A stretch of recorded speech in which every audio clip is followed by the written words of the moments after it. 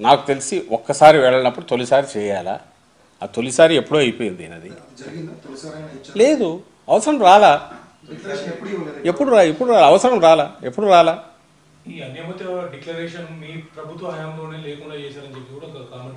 ఇప్పుడు అంతకుముందు ఎవరు చేశారు, ఎవరు చేస్తారు నాకు తెలియకడిగితే ఎంతమంది పోవట్లేదండి. తెలిసిన వాళ్ళు అయితే గుర్తుపడతారు తప్ప ప్రముఖులైతే మిగిలిన వాళ్ళందరూ మామూలుగా పోయి వస్తుంటే ఎవరికి తెలుస్తుంది అక్కడ. అసలు నాకు తెలియకడుగుతా అంటే దీనికి దానికి సంబంధం లేదు, రూల్ ఉంది ఆడ ఉంది కదా అనేది అనేవాళ్ళు అనొచ్చు. కానీ భక్తి ఉంటేనే కదా అక్కడికి పోయేది. నేను సరదాగా పోతారు ఎవరన్నా అక్కడికి, భక్తితోనే పోతారు. బట్ ఒకటి రూల్ ఉంది. బట్ ఇంతకుముందు కాంది ఈరోజు జిద్దుకు పోయి ఎందుకు లాగుతున్నారు అనేది అర్థం కావట్లా. దాన్ని ఒక రాజకీయపరమైనది నువ్వు గవర్నమెంట్లో ఉండేవాడు రెస్పాన్సిబుల్. మేము రెచ్చగొడితే జగన్మోహన్ రెడ్డి గారు నేను డిక్లరేషన్ చేయకుండా పోతాను చూడండి ఎవరు ఆపుతారు అంటే ఏందా బాగాలేదనొచ్చు. ఆయన ఏమనలేదు. నేను స్వామివారి దర్శనానికి పోతానన్న కానీ ఎక్కడెక్కడ వాళ్ళు కట్టలు కట్టుకుని బస్సులు వేసుకుని బయలుదేరి పరిగెత్తుకుంటూ వచ్చి ఎందుకు చేయాలండి రాజకీయం? Is it responsible behaviour? తప్పు కదా, అది అన్యాయం కదా.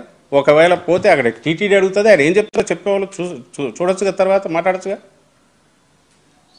అంటే కార్నర్ చేసి సంబంధం లేనివి ఇర్రెలవెంట్ ఇష్యూస్ మీద బాధ్యతగా ప్రజల గురించో ప్రజల సంక్షేమం గురించో లేకుంటే ప్రజల గవర్నెన్స్ గురించో ఆలోచించాల్సిన వాళ్ళు అది వదిలేసి జనం క్వశ్చన్ చేయకుండా ఉండడానికి డైవర్ట్ చేసి అపోజిషన్లో ఉన్న మా మీదనో మా నాయకుడి మీదనో మా పార్టీ మీదనో ఇటు కార్నర్ చేయడం అంటే అంతకంటే అఘాయిత్యం ఏదైనా ఉంటుందైతే నేను అనుకోవట్లా.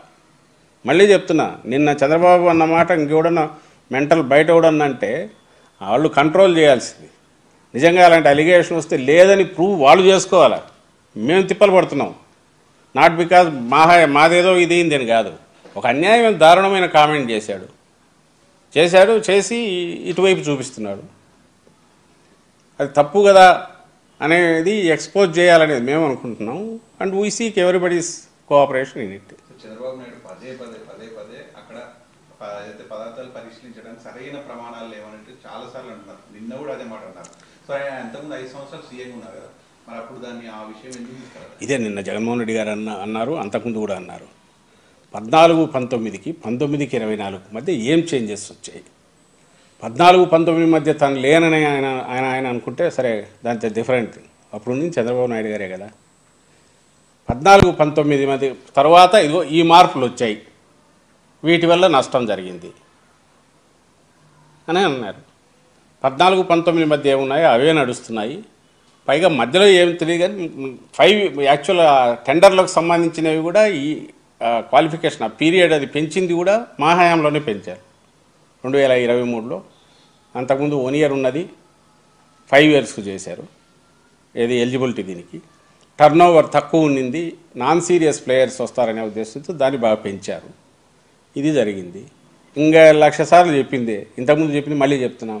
ల్యాబొరేటరీ దానికోసం అంతకుముందు హెల్త్ ఆఫీసర్ ఇన్ఛార్జిగా ఉంటే laboratory that is a special task, దానికి సంబంధించిన టెస్టులకు సంబంధించిందని చెప్పి సిఎఫ్టిఆర్ఆర్ నుంచి అప్పుడే రిటైర్ అయిన సీనియర్ సైంటిస్ట్ ఇన్ఛార్జ్ ఇప్పటికే అతనే కంటిన్యూ అవుతున్నాడు. అది మా హయాంలోనే పెట్టాం. ఓ 12 మందిని క్వాలిఫైడ్ వీళ్ళను టెస్ట్ చేయడానికి వాళ్ళని తీసుకొచ్చారు. ల్యాబ్ ఫెసిలిటీస్ కోసం ఇంప్రూవ్ చేయడానికి 4.5 crores బడ్జెట్ కూడా రిలీజ్ అయ్యింది.